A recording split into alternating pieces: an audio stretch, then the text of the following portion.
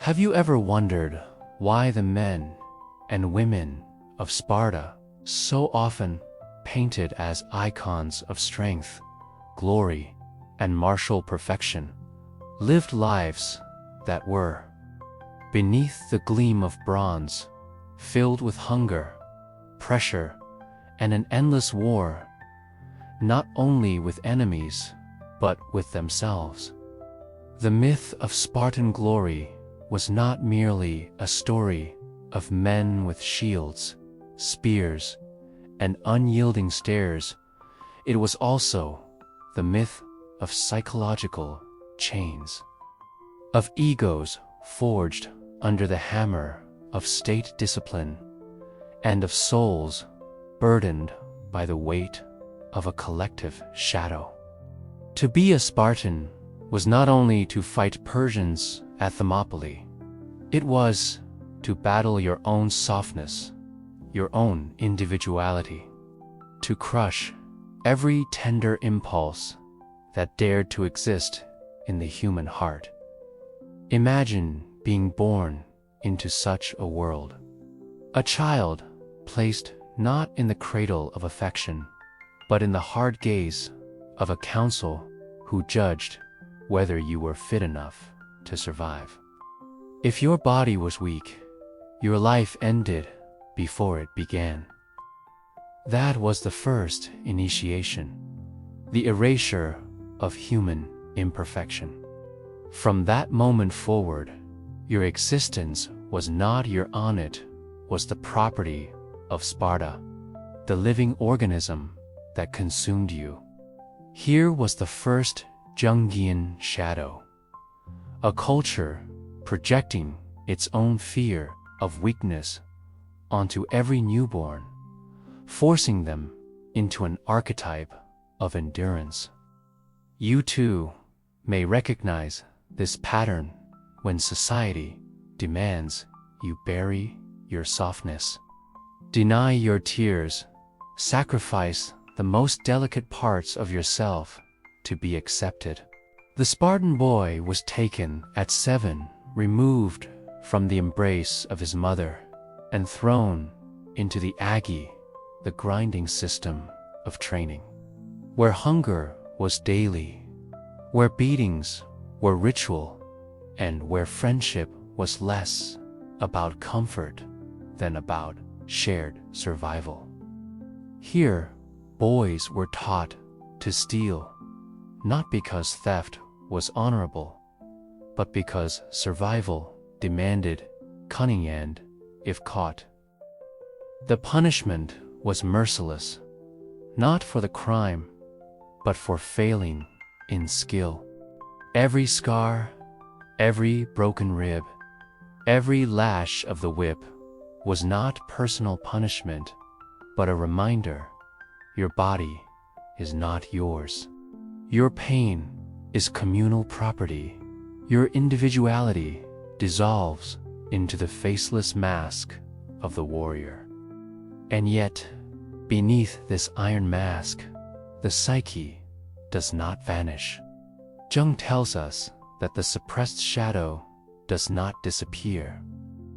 It lurks, it distorts, it emerges in hidden ways. The Spartan warrior, stripped of tenderness, would carry within him a hunger not only for bread, but for softness, for the forbidden human warmth denied by law.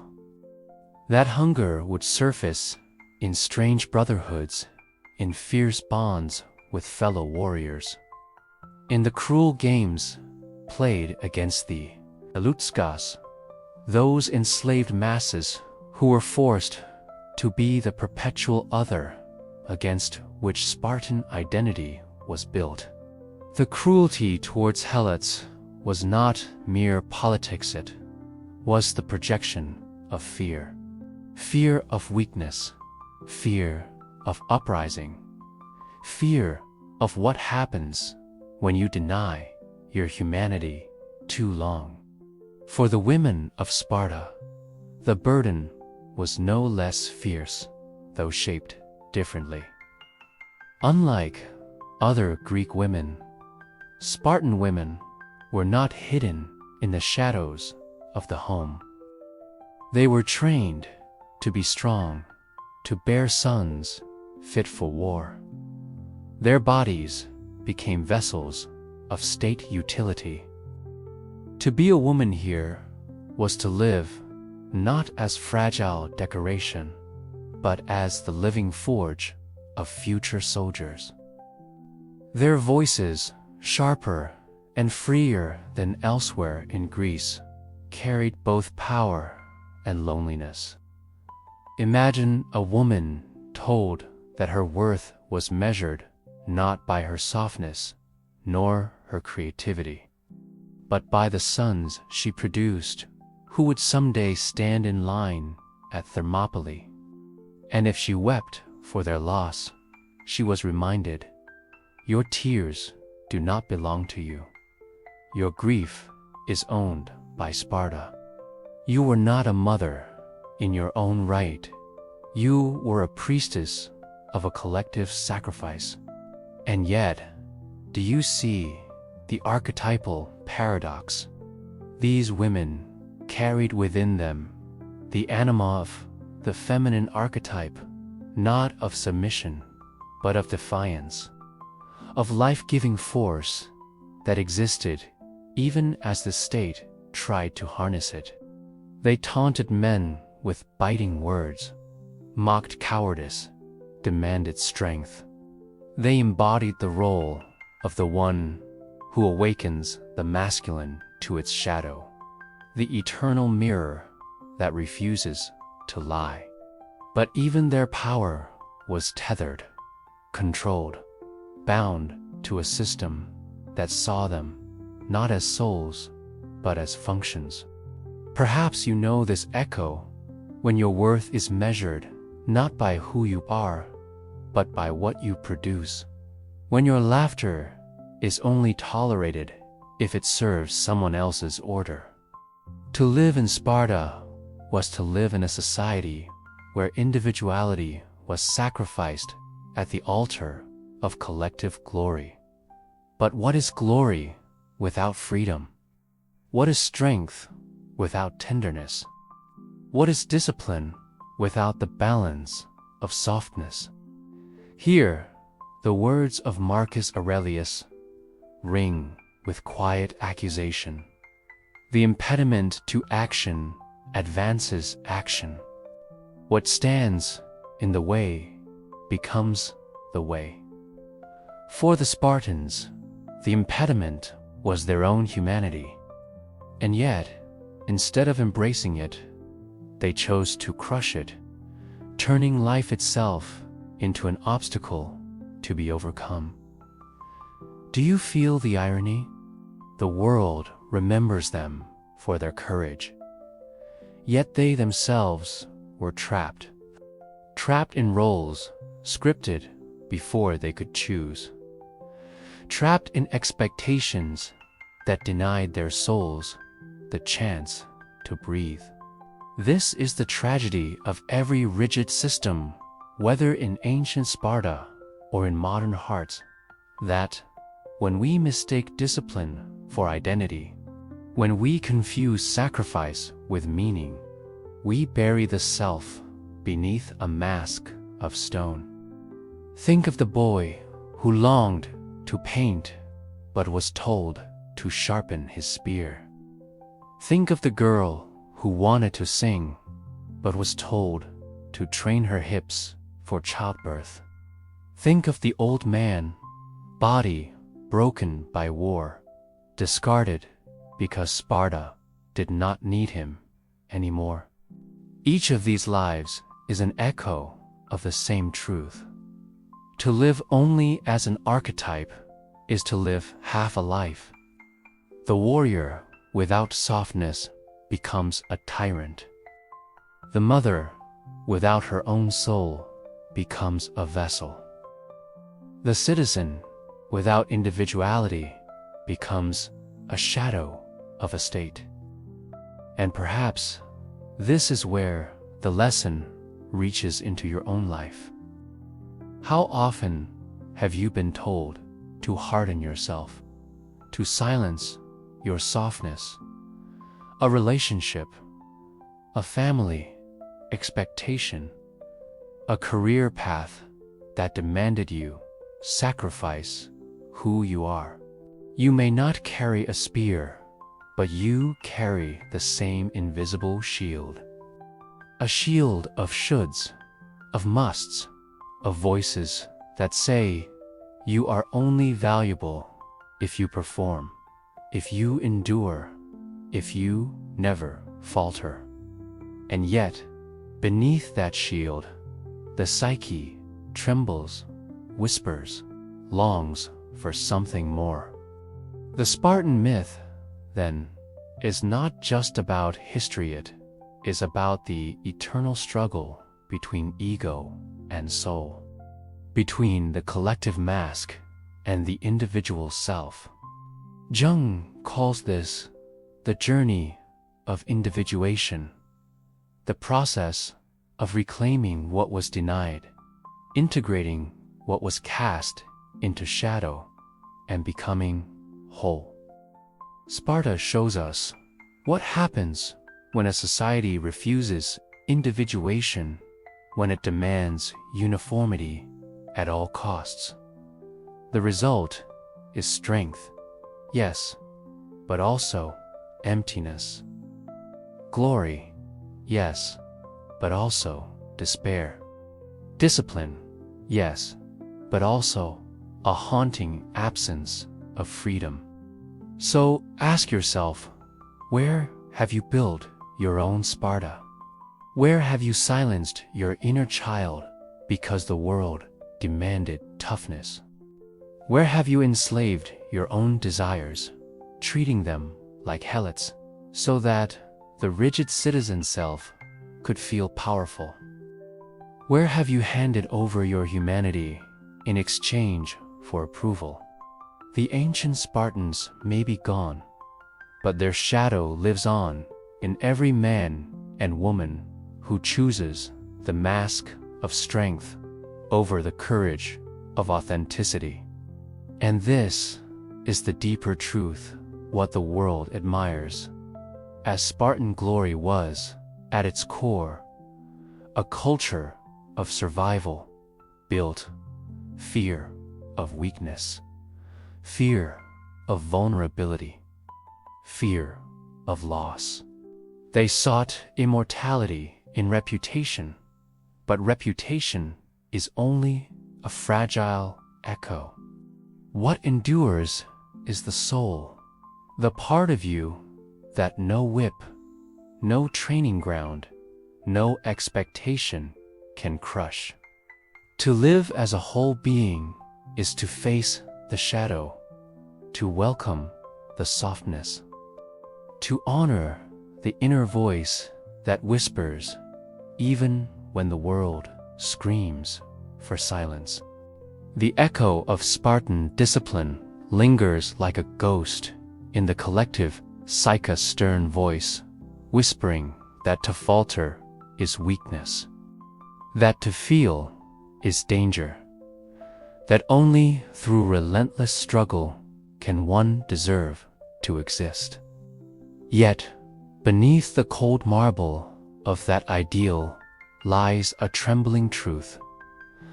A society that crushes individuality becomes a prison of the soul, and its glory turns to dust the moment the masks are removed. Consider the helots, those bound in servitude beneath the Spartan boot. They were the shadow of the system, the repressed half of the collective psyche, forced into invisibility, yet never fully erased. Each year, Spartan youth were encouraged to hunt them, to kill without consequence, a ritual meant to instill dominance. This was psychological theater. The Helots embodied everything Sparta feared becoming: weak, enslaved, vulnerable. By oppressing them, the Spartans tried to annihilate their own terror of inadequacy. But Jung reminds us, what you resist not only persists, it grows stronger. The Helots remained the silent nightmare of Spartan existence, proof that one cannot banish the shadow without it returning. Larger, more haunting, and more demanding than before.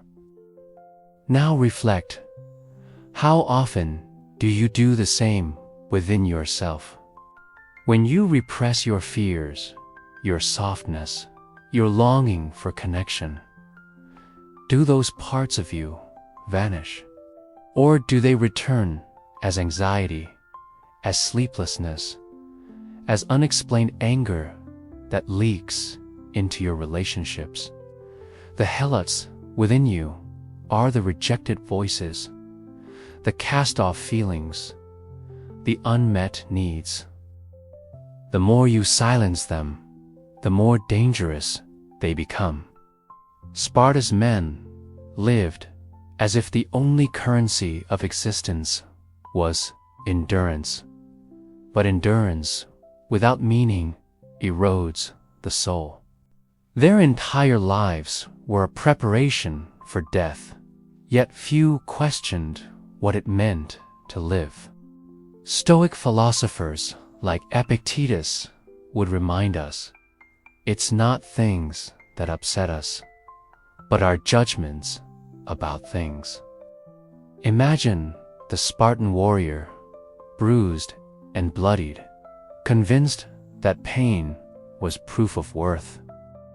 Was this not a distorted judgment, that only by being broken could one be valuable? How familiar this pattern is today, when so many wear exhaustion as a badge of honor, confusing burnout with achievement, believing suffering alone sanctifies existence. And what of the women? In many ways, they bore the sharper paradox. Spartan women were stronger, louder, freer than most of their Greek sisters, yet even their freedom was shackled to utility. They could inherit land, own property, command respect, but always in service of the state. A woman's body was celebrated not for her beauty, but for its ability to bear soldiers. Her voice was heard not for wisdom, but for its ability to sharpen her husband's courage. These women stood in the paradoxical role of both muse and tool, priestess and prisoner. Yet, in their sharp tongues and unflinching gazes, you can sense the archetype of the great mother, the fierce feminine who awakens, who cuts through illusion, who sees weakness for what it is. When a Spartan mother handed her son a shield and said, "Return with it or on it," she was not merely perpetuating cruelty. She was channeling the eternal feminine archetype of truth, which does not flatter the ego, but strips it bare. Her words were a mirror, cold and merciless, forcing the masculine to confront his own fear of cowardice. But what happens when a society binds even this archetype into service? When women are reduced to symbols of state ideology rather than free souls, then their wisdom is twisted, their fire bent into the cold service of glory, their individuality sacrificed to the same altar as the men. And yet, beneath this, one can imagine the quiet grief of a mother watching her child march into endless war. Her own tears unshed because Sparta demanded strength. This grief, suppressed, becomes generational trauma. And so it is with you. How many times have you silenced your tears because you were told they were weakness? How many times have you dressed your grief in armor, forcing it into silence while the world applauded your composure? But inside, the wound remains, waiting, demanding to be seen. Your inner Spartan mother tells you to endure, but your soul whispers, endure for what? For whom? To what end?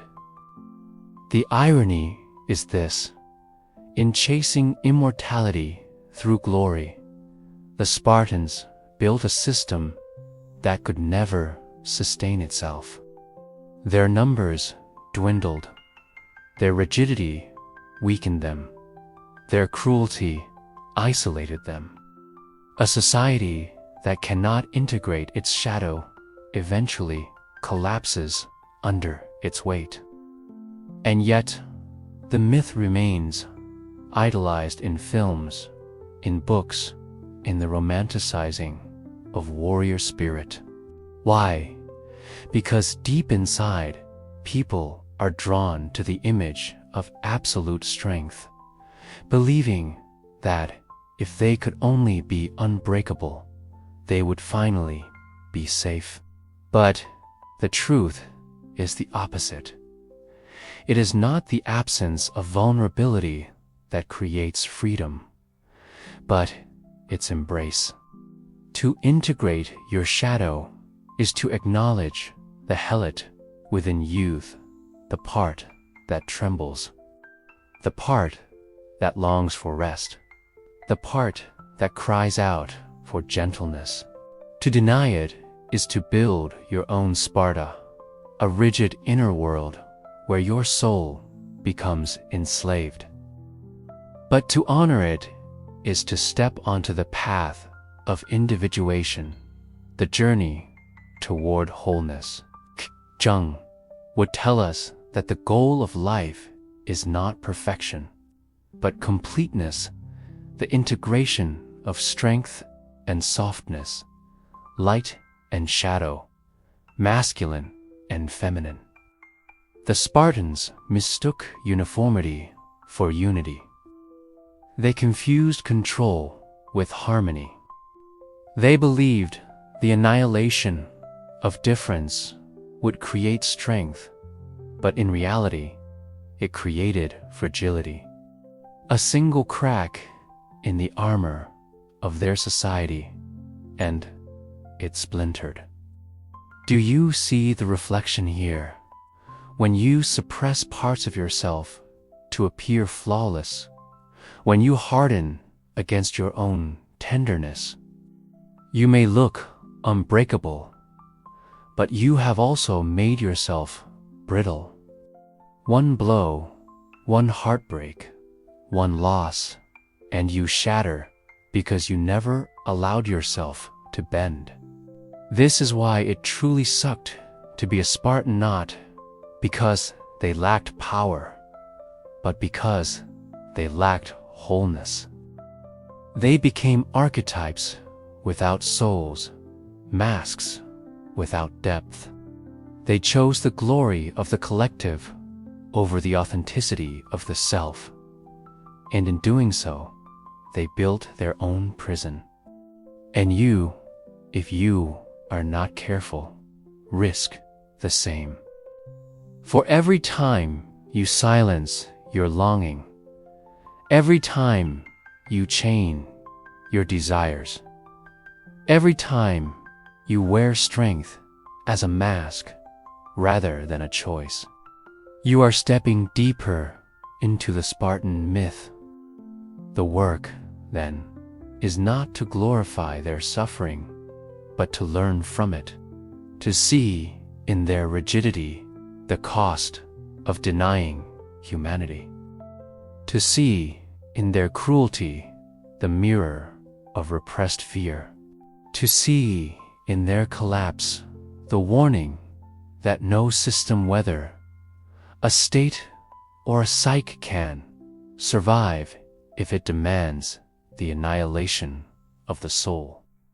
And so, you must ask yourself, will you continue the Spartan legacy within your own heart, binding yourself in endless training, exalting your mask of endurance? Or will you dare to rebel, to claim your softness, to integrate the helot within, to live as a whole being rather than a hollow archetype? The slow suffocation of the soul beneath the Spartan order reveals a truth that is timeless.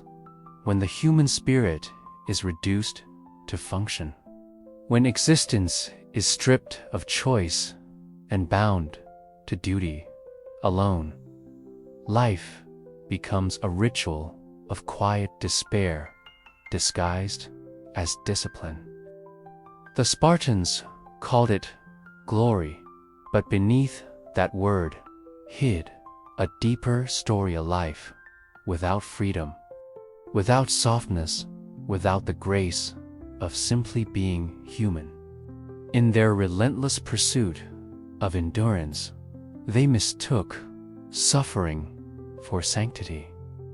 Boys raised in the Agoge were not taught compassion but cunning, not nurtured but hardened, forced to sharpen their hunger until it gnawed at them like an inner wolf.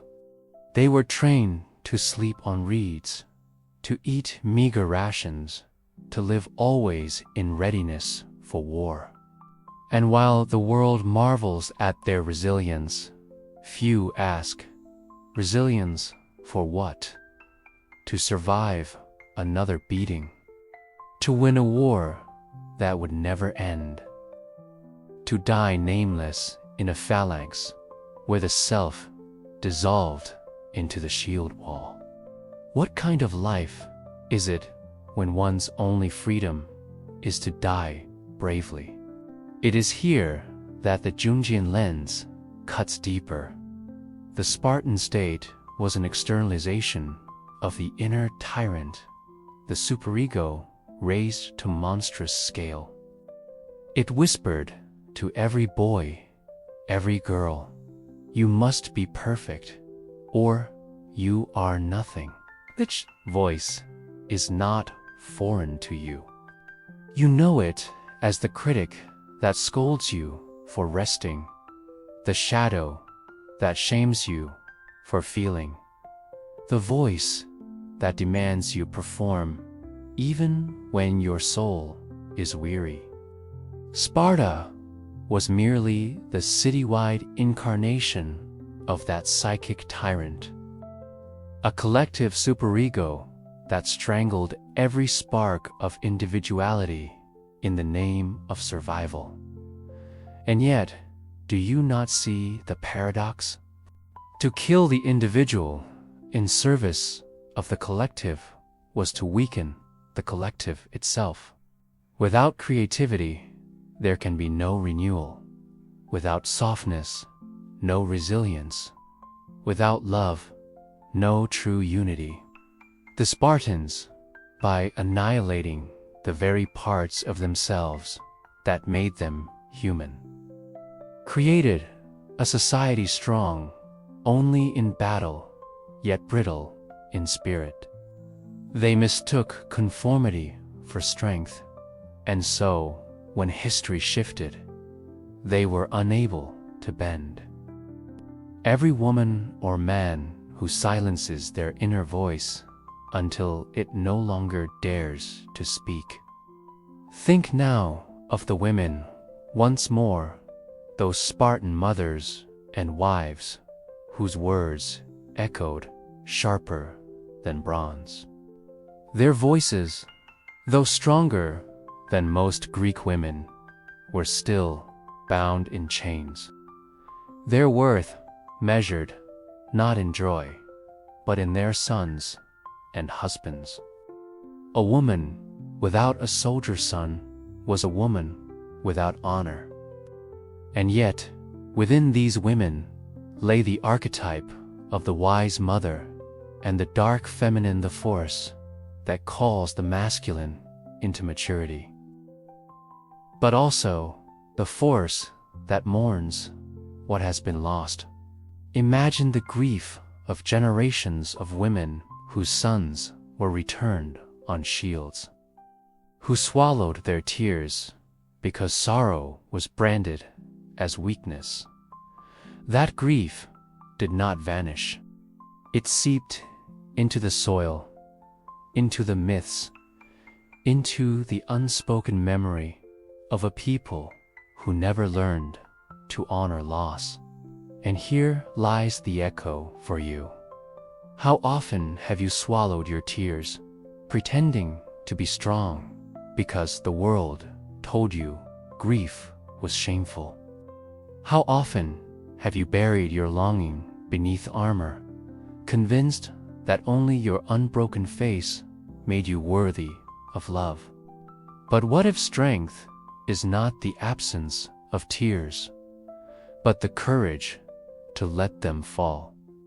What if authenticity is braver than endurance? What if the most dangerous act in a world of masks is simply to be real? The Spartans remind us of the cost of repression. The Helots, enslaved and dehumanized, were the external shadow, but the Spartans themselves were the internal shadow people, enslaved by their own state, chained not by shackles, but by ideology. They lived in fear of softness, fear of cowardice, fear of the self, and fear, when denied, always breeds cruelty.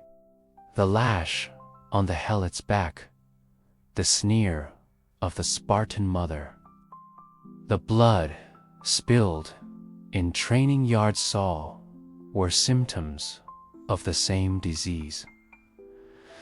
The refusal to face the shadow honestly. The Stoics, those philosophers often mistaken for cold endurance, in truth understood something Sparta never did.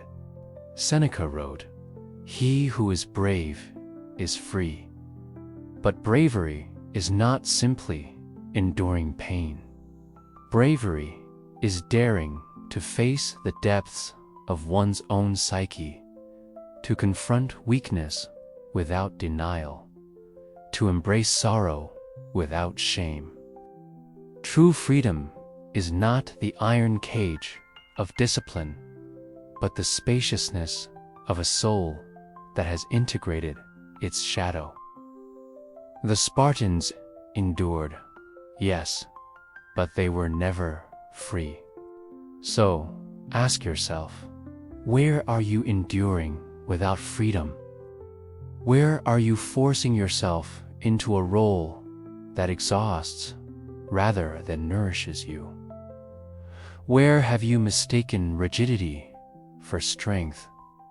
If you find yourself trapped in patterns of perfectionism, in relationships that demand your silence, in careers that consume your essence, then you too are living in your own Sparta. You may wear no helmet, hold no spear, but the weight of expectation is just as heavy as a shield. And yet, there is another way. To step beyond the Spartan myth is to embrace individuation, the Jungian path of wholeness. It is to allow yourself to be strong and tender, disciplined and free, fierce and gentle. It is to honor the child within you who longs for softness, the woman within you who demands her own voice, the man within you who dares to lay down his armor. It is to refuse the false choice between glory and nothingness, and instead choose life, raw, imperfect, but whole. The Spartans believed that by annihilating weakness, they could become immortal. But immortality belongs not to those who erase their humanity, but to those who embody it fully. The stories that endure are not of rigid masks, but of souls who dared to be real, who chose truth over performance, who walked the path of shadow and light alike. And so, the lesson is clear. To live as a Spartan is to die in fragments, but to live as a whole being is to touch eternity in every breath. Do you see it now? The myth of Sparta is not simply history, it is a mirror. A mirror that asks you, will you live as a mask, admired but hollow, or will you dare to live as a soul, unseen yet infinite? The choice is yours, but the warning is clear. A rigid life may win applause, but only a whole life will bring peace.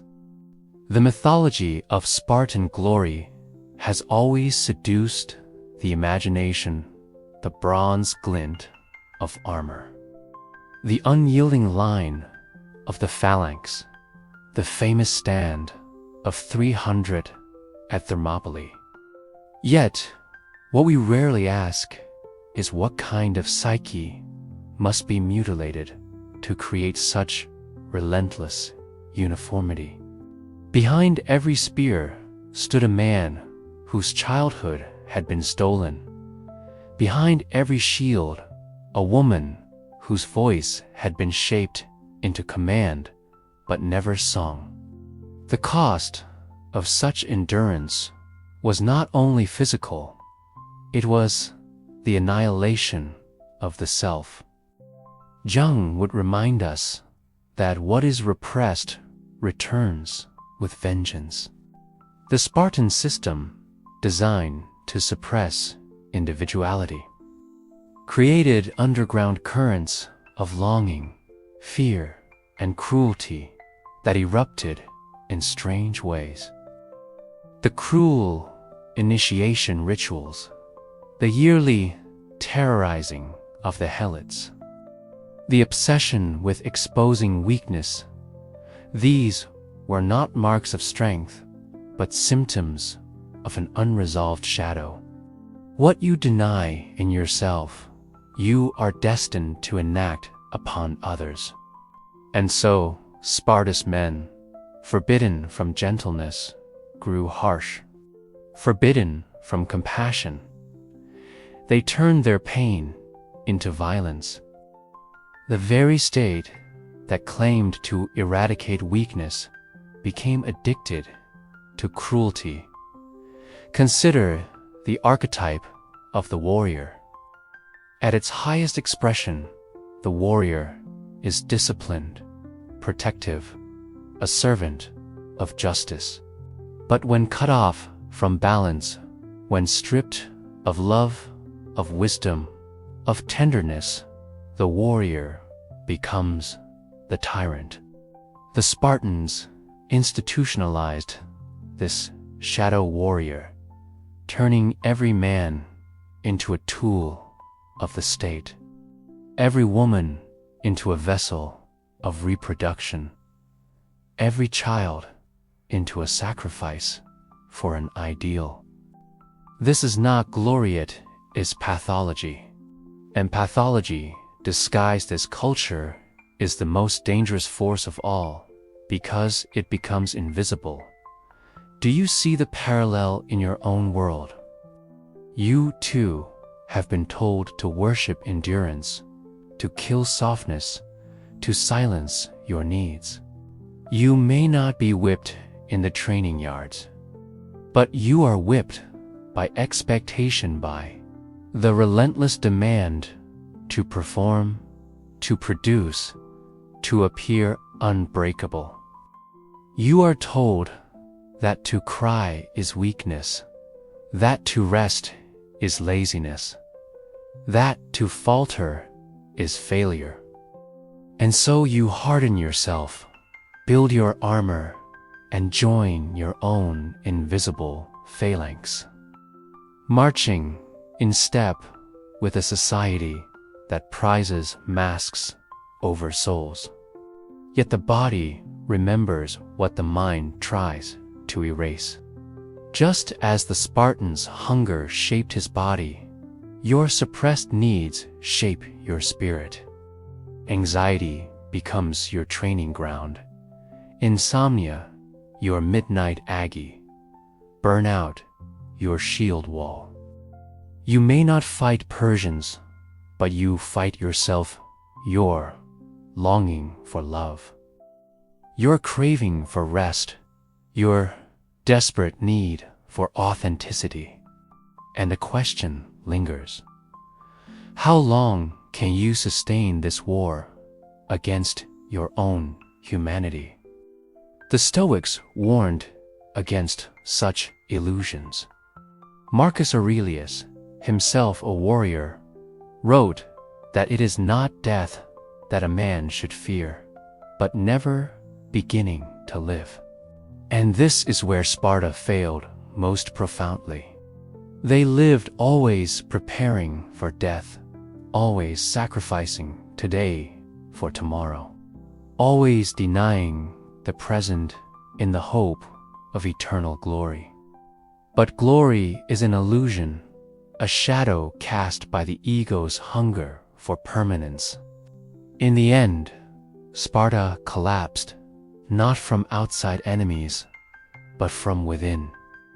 Because no soul, no city, no person can survive if it denies life itself. Think again of the Spartan women, those fierce mothers who could command men with words sharper than blades. Their courage was real, their strength undeniable. Yet beneath it lay a deeper silence, the silence of stolen dreams. What music never sang in Sparta? What poetry was never written? What tenderness never shared? What laughter never allowed to echo through the streets?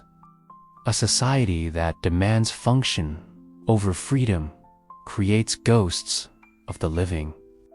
And perhaps you, too, have known this ghostly existence, moving through days without joy, living not for yourself, but for what others demand, silencing your inner voice because it does not fit the script you were given. But what if you could break that script? What if you could step out of the phalanx, lower the shield, and choose a different way? Individuation, Jung's great path, is this rebellion, the refusal to be only what society demands, the daring to integrate all of yourself, the warrior, and the lover, the mother, and the child, the shadow and the light. Individuation is the opposite of Sparta. It is not uniformity, but wholeness, not repression, but integration, not masks, but soul. The Spartans sought immortality through reputation, but true immortality lies in authenticity. A single act of living fully, of daring to be whole, echoes longer than centuries of rigid endurance. To laugh with your whole chest, to love with your whole heart, to cry without shame. These are acts of courage greater than any battle, for they require facing not an external enemy, but the inner tyrant, the superego that demands perfection. To silence that tyrant is to win the only war that matters. And so, what would you choose? Will you keep marching in the ranks of your own Sparta, armoring yourself against tenderness, enslaving your soul to expectation? Or will you lay down the shield, risk vulnerability, and reclaim the humanity that was never meant to be erased?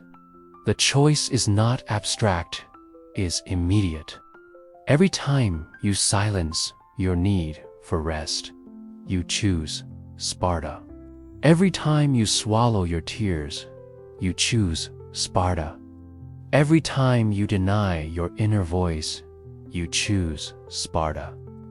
But every time you embrace your shadow, every time you honor your softness, every time you dare to live as a whole being, you choose freedom. Freedom is not found in rigid walls, nor in collective masks, nor in death for glory. Freedom is found in the wholeness of the soul, in the courage to be real.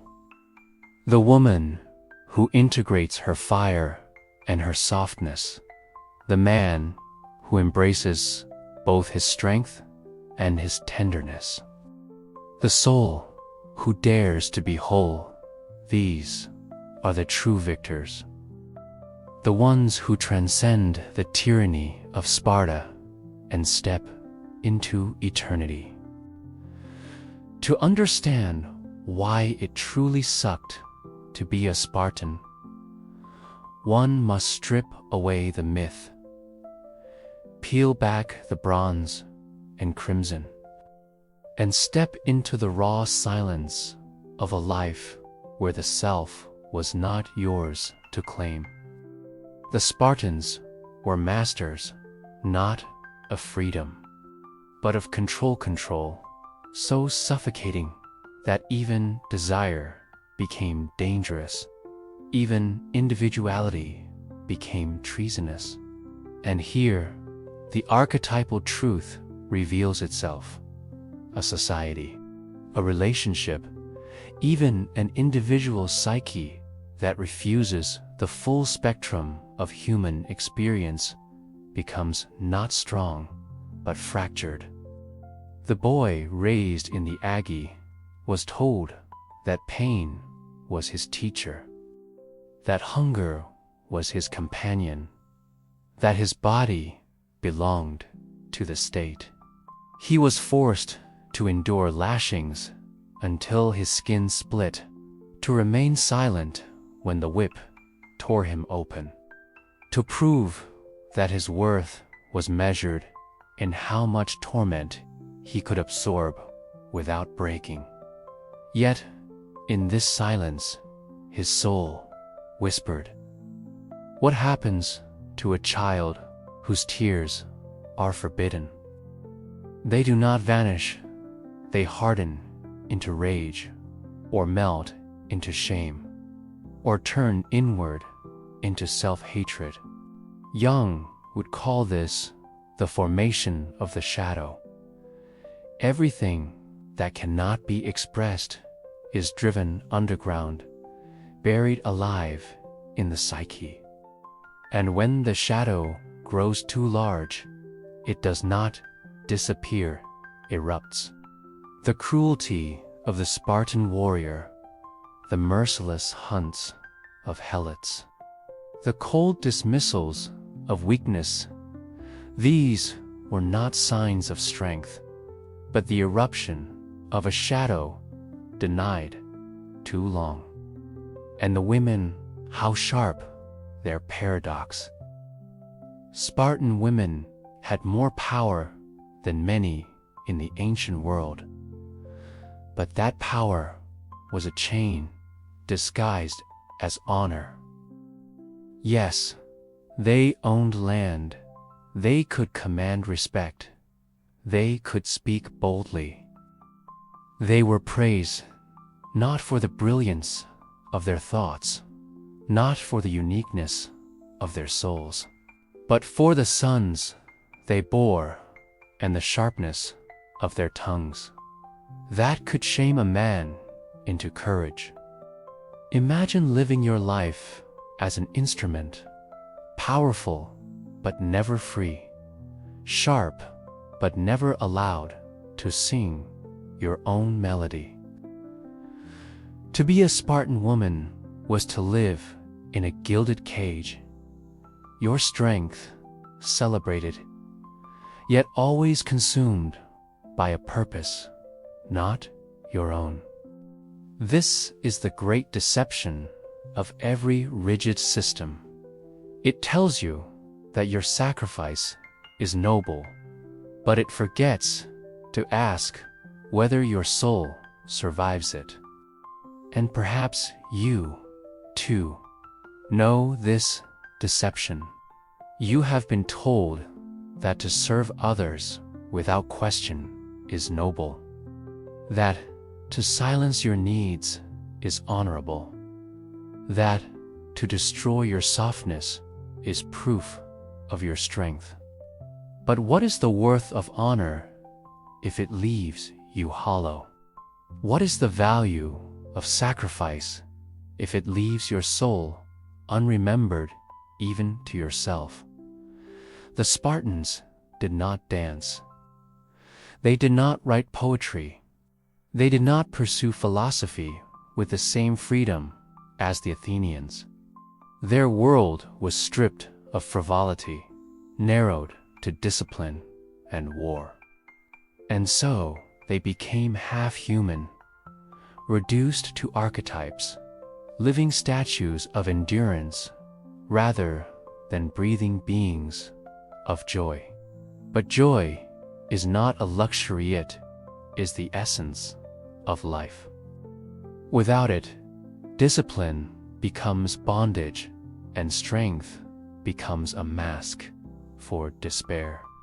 Even in their greatest moment, Thermopylae, tragedy rings louder than the triumph. 300 men stood against an empire, and the world remembers their courage. Yet, beneath that legend lies a truth. They were prepared for death because they had been denied life. Their glory was the ultimate sacrifice to a state that had demanded their bodies from birth. Their individuality erased in the name of collective immortality. But what is immortality if it costs the soul? The Spartans achieved memory, yes, but not freedom. They live on in legend, but not in joy. And so the lesson deepens. When you live for reputation, for glory, for the mask others demand of you, you may be remembered, but only as a shadow. True immortality is not in what the world says of you, but in the wholeness of a life lived authentically. The woman who dares to laugh when laughter is forbidden, the man who dares to weep when weeping is shamed, the soul who dares to live in full paradox, this who transcends time. The Stoics knew this. Epictetus, born a slave, found more freedom in chains than a Spartan ever did in armor, because freedom begins in the soul, not the body. No man is free who is not master of himself, he said. And mastery does not mean repression. It means integration. It means knowing your shadow, welcoming your tenderness, embracing your humanity. It means refusing to let external voices, whether of society, family, or history, dictate the worth of your soul. Where have you built your own Sparta? Where have you silenced your softness, enslaved your desires, hunted down your own inner helots to maintain the illusion of strength? Where have you allowed the voice of expectation to become the tyrant of your psyche? And what would it mean to rebel not against others, but against that inner tyrant? To step out of line, to drop the shield, to reclaim your right to be whole. This is the deeper liberation. The woman who sees the Spartan myth for what it is, learns to stop glorifying endurance and begins to honor authenticity. She no longer confuses sacrifice with worth, nor silence with dignity. She knows that her softness is not weakness, but power, that her tears are not shame, but truth. She reclaims what was denied by every rigid system before her, the right to live, not as an archetype, but as a soul. And in that moment, she is freer than any Spartan ever was. For true freedom is not found in the roar of the phalanx, nor in the applause of history, nor in the brittle glory of sacrifice. True freedom is found in the quiet courage to be whole, to embrace both shadow and light, to live not for reputation, but for truth. The woman who knows her worth doesn't chase, she chooses.